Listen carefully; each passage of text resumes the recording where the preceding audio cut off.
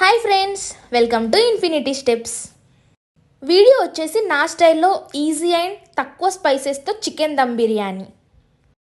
దానికోసం అనేసి చికెన్ని బాగా కడిగేసి సాల్ట్, కారం, పసుపు, coriander powder, ginger garlic paste ఇంకా పెరుగు వేసుకొని అయితే మ్యాగ్నేట్ చేసుకోవాలి.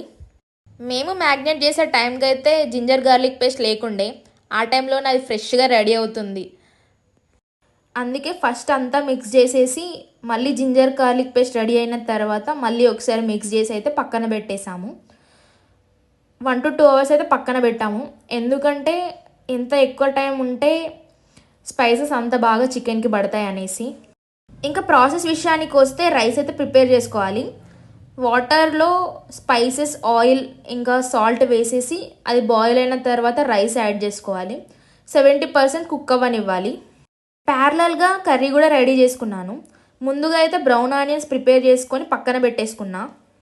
కర్రీ కోసం అనేసి బౌల్లో ఆయిల్ వేసేసి ఆయిల్ వేడైన తర్వాత ఆనియన్, పచ్చిమిర్చి వేసాను. అవి వేగిన తర్వాత మనం మ్యాగ్నేట్ చేసుకున్న చికెన్ అయితే వేసేసి దీన్ని కూడా ఒక 70% కుక్ చేసుకున్నాను.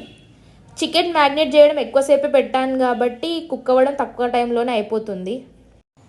ఈ వీడియో కోసం అని వాయిస్ ఇద్దామని స్టార్ట్ చేస్తే నాకు మళ్ళీ చికెన్ బిర్యానీ తినాలి అనిపించింది. కానీ చికెన్ బిర్యానీ లేదుగా.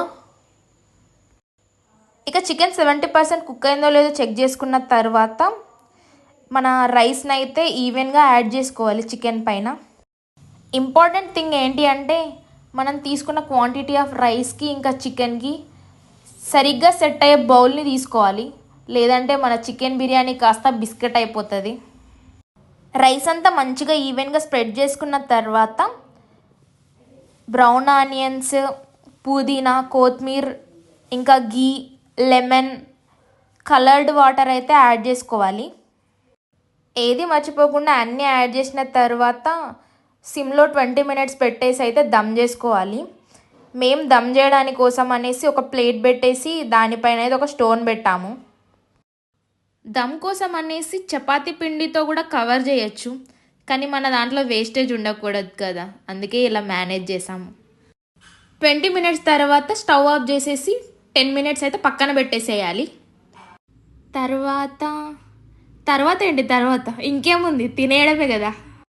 మంచిగా ప్లేట్లో సర్వ్ చేసుకొని ఆనియన్, లెమన్తో తింటూ లాస్ట్లో రైతాతో కంప్లీట్ చేస్తే టేస్టీ టేస్టీ భోజనం. Thank you for watching the video. Please do like, share and subscribe our channel.